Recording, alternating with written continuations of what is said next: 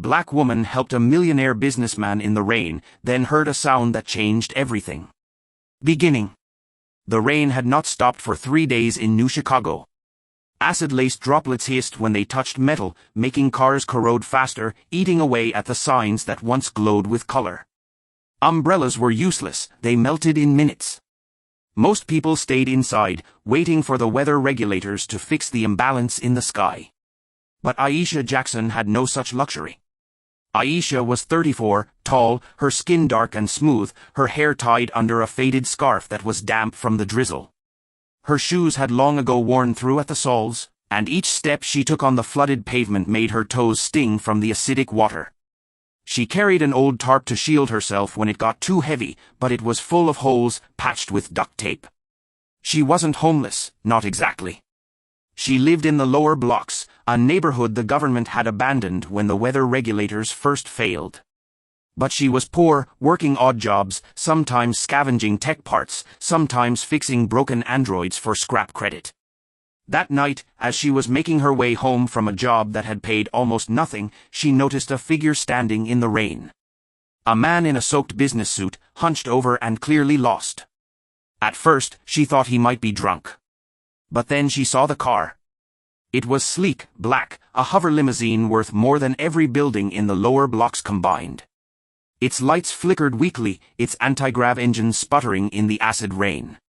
The man was trying to restart it, pressing his palm against the biometric panel. The machine didn't respond. He cursed loudly, his voice almost drowned by the storm. Aisha hesitated. He was clearly wealthy, a man from the upper towers, someone who had never set foot in her neighborhood before. Normally, she would have walked away. Rich men never noticed women like her unless they needed something, and even then, they usually gave nothing back. But something about the desperation in his eyes stopped her. "Hey," she called, raising her tarp to shield her face. "That car won't start." The storm shorted it. The man looked up, startled. His hair was plastered to his forehead, his jaw clenched. He was older, maybe mid-40s, handsome in a worn way. His eyes were sharp blue, the kind that always looked like they were calculating. "You know how to fix it?" he asked, disbelief in his tone. "I can try," Aisha said. "But you'll need shelter first. This rain lead through your skin if you stand here too long." For the first time that night, he looked afraid. Aisha led him to a narrow alley where an overhang of rusted metal provided some protection.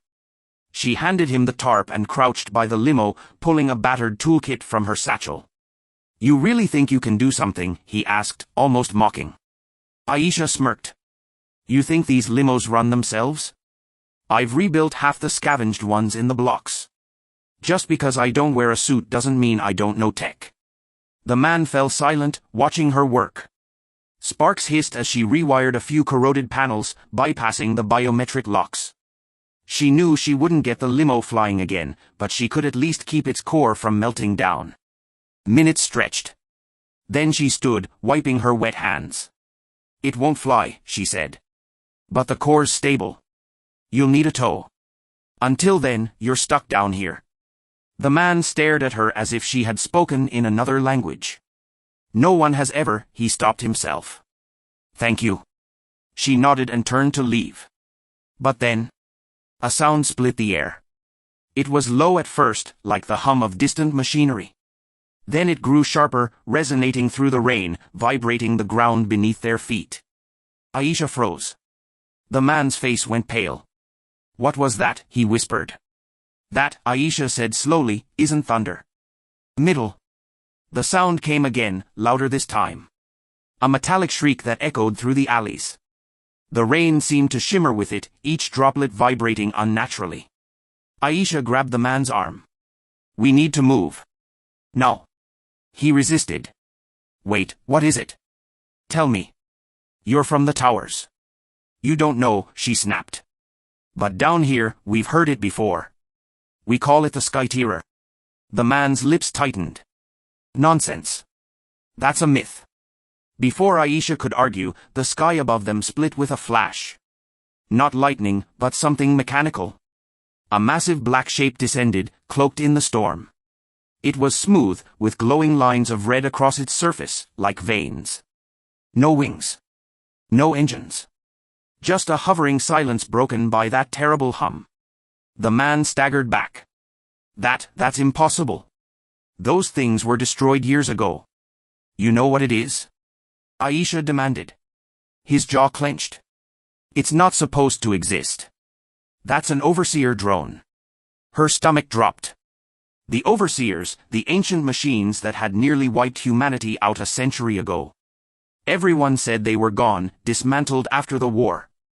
But here it was, blotting out the clouds, scanning the streets with beams of red light. The hum intensified, rattling her teeth.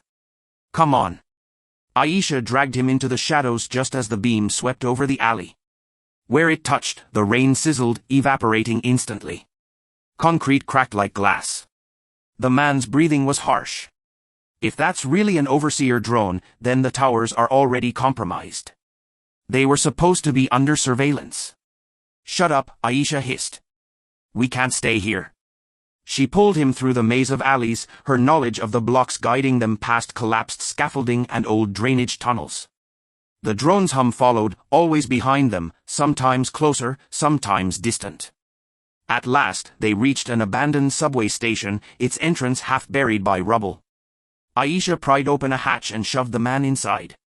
The silence underground was suffocating, broken only by their breathing. The man sat against the wall, drenched and shaking.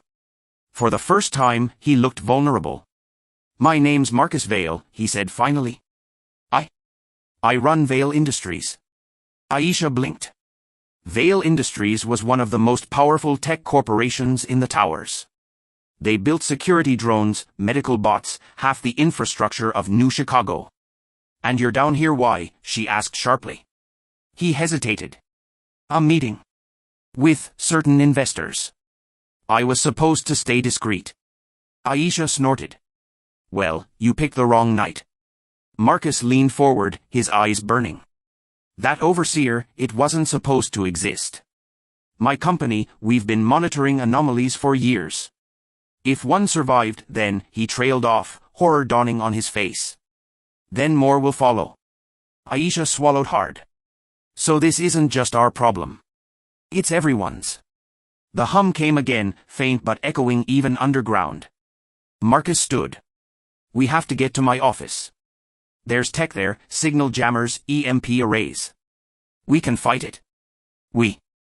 Aisha raised an eyebrow. Yes. You saved me out there. You know these streets. I can't do this alone. She studied him. He was still just a rich man in her eyes, but the fear in his voice was real.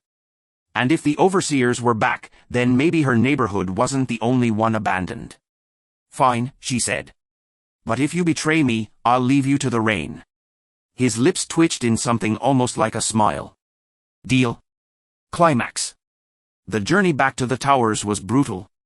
They crept through tunnels, avoided drones that prowled like hunters, their red beams slicing through the night. Twice they barely escaped, once hiding under a rusted transport, another time crouching in a flooded basement as a drone scanned the water. At last, the glow of the towers rose above them, shimmering skyscrapers that pierced the clouds, wrapped in holographic light. From below, they looked like heaven itself. But as they drew closer, they saw the truth. The drones were already there. Several of them floated around the base of the towers, scanning, humming, tearing through automated defenses with ease. Explosions rippled through the skyline as alarms wailed. Marcus's face was grim.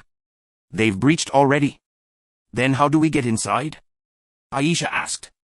There's a maintenance shaft, hidden access for emergencies. It connects directly to my labs. They moved quickly, ducking under cover, using shadows. Aisha led him through backstreets, guiding him where no tower citizen had ever walked. At last, they reached the shaft, a disguised panel behind a crumbling billboard. Inside, the air smelled sterile. They climbed metal rungs until they reached the lab. It was vast, filled with glowing screens, suspended drones, racks of weapons. The moment they entered, Marcus hurried to a console, his fingers flying across the keys. We have one chance, he said. An EMP surge, powerful enough to disable every overseer in the city. But it needs a manual trigger at the power grid. And let me guess, Aisha said. The grid's outside. He nodded grimly. Aisha sighed. Figures. Together, they armed themselves. Marcus strapped on a pulse rifle, Aisha grabbed a plasma cutter and a shock baton. Then they made their way to the grid tower at the city's center. The overseers were waiting. As they climbed the structure, drones descended in waves. Red beams seared the air. Aisha swung her baton, shattering circuits. Marcus fired controlled bursts, dropping drones one by one. They fought side by side, soaked in sweat and rain, until at last they reached the control panel. Marcus's hands shook as he wired the EMP. It'll fry everything. Including my systems. Years of work, gone. Aisha grabbed his wrist. Do you want to live, or count your credits? He looked at her, then nodded. Together, they slammed the trigger. A deafening blast of energy rippled through the sky. The hum of the overseers faltered. One by one, the drones fell, their lights extinguished, crashing into the streets below. The city went dark. Silence followed. Real silence, broken only by the patter of rain. Ending. The towers were saved, for now. But without power, chaos spread quickly.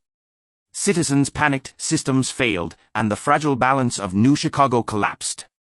Marcus stood on the rooftop, staring out at the blacked-out skyline. This isn't over. If one overseer survived, there are more. They'll return. Aisha stepped beside him, her clothes still dripping, her hands raw from the fight. Then we'll be ready. But you can't fight them from your towers alone. You'll need us. He looked at her, truly looked this time. You may be right. Vale Industries owes you more than I can ever repay. She smirked. Start with a roof that doesn't leak. For the first time all night, Marcus laughed. It was short, tired, but real. The rain still fell, but somehow it felt different now. Not just acid, not just ruin. But cleansing. Because in the storm, a black woman and a millionaire had stood together against the sound that changed everything. And when the overseers came again, humanity would not face them divided.